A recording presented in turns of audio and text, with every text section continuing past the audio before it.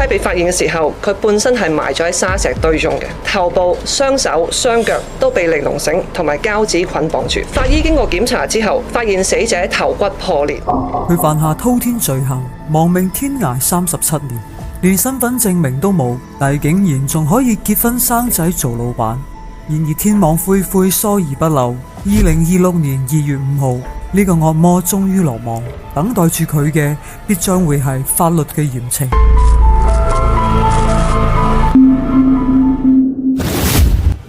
大家好，我係小新，歡迎收睇《迷情實錄2.0》。今集同大家一齊回顧曾經轟動一時嘅龍蝦灣兇殺案。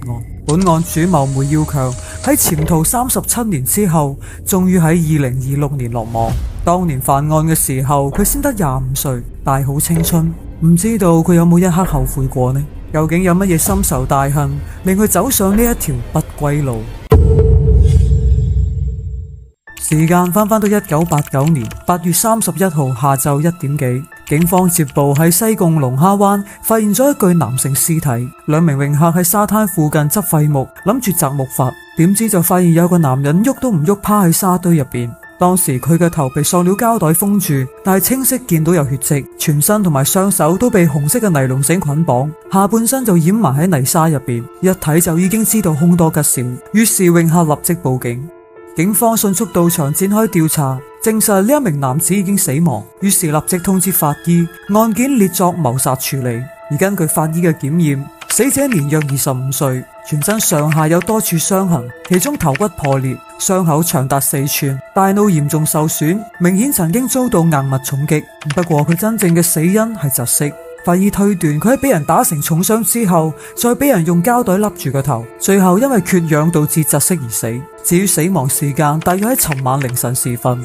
由於現場冇發現任何嘅身份證明文件，警方暫時確認唔到死者嘅身份。不過當年傳聞大鴉洲發生懷疑船民被殺嘅事件，但係屍首就一直都揾唔到，所以探員起初懷疑兩單案可能有關。直到法證人員經過指紋比對之後，最終證實原來死者嘅身份係25歲嘅酒樓侍應雷育才。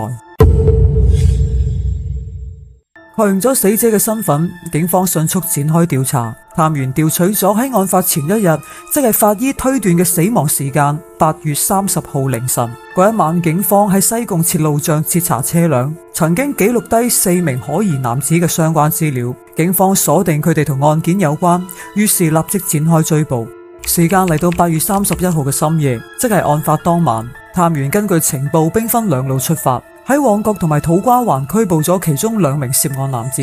佢哋分別係19歲嘅孫偉立同埋25歲嘅蔡天成，而另外2名男子楊國祥同埋梅耀強就仍然在逃，其中梅耀強被認定係本案嘅主謀。根據2名被捕疑犯交代，喺事發當晚，即係8月30號，佢哋將死者雷育才誘騙到龍蝦灣之後，就用尼龍繩將佢全身反綁，用膠紙封口，之後對佢進行長達20分鐘嘅毒打。事後佢哋向死者勒索錢財，但係遭到反抗，於是佢哋又用鐵鏟毒打死者，直到死者冇晒反應，佢哋先意識到搞出人命。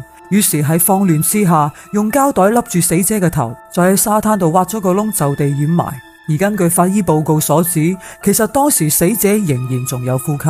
最終蔡天成喺1991年被判誤殺罪成，判監8年，但係孫立偉就被裁定罪名不成立，當庭釋放。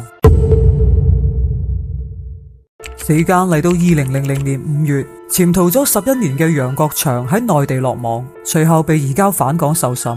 根據楊國祥交代，當年睇新聞得知東窗事發之後，第2日佢就即刻潛逃到泰國同埋越南避風頭，之後再輾轉翻到內地家鄉番禺。佢坦言其實自己同死者無仇無怨，亦都唔認識，只係一時錯手殺死咗對方。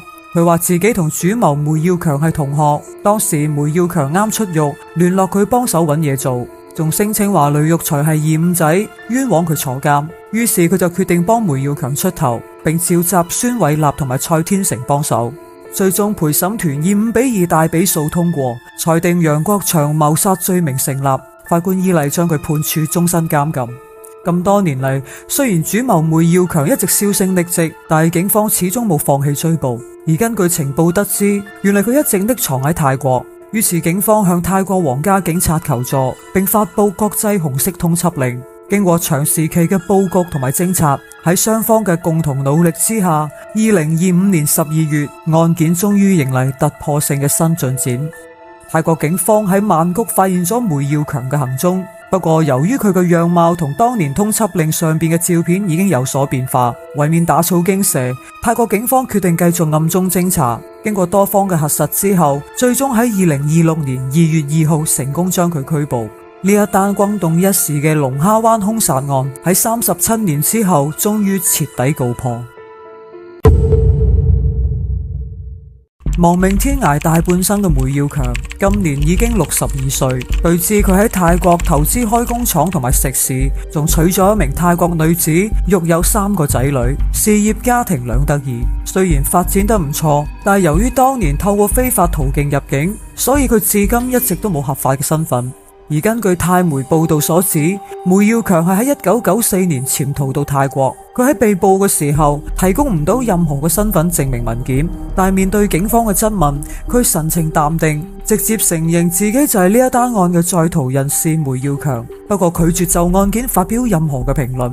時間嚟到2026年2月5號，梅耀強被泰國警方遞解出境，成功遣返香港。隨後香港警方立即以謀殺罪將佢拘捕。案件喺2月7號喺東區裁判法院開庭審理。被告梅耀強應訊嘅時候，全程都表現得相當之平靜。裁判官將案件押後至4月10號轉到觀塘法院再提訊。呢一單案係目前香港史上疑犯匿藏最長時間嘅案件。警務處處長周一鳴表示，即使相隔37年先捉到最後一名疑犯，但係相信仍然可以還死者一個公道。迷情實錄 2.0 將會為大家繼續呈上更多精彩案件，記得關注收藏合集，我哋下期再見。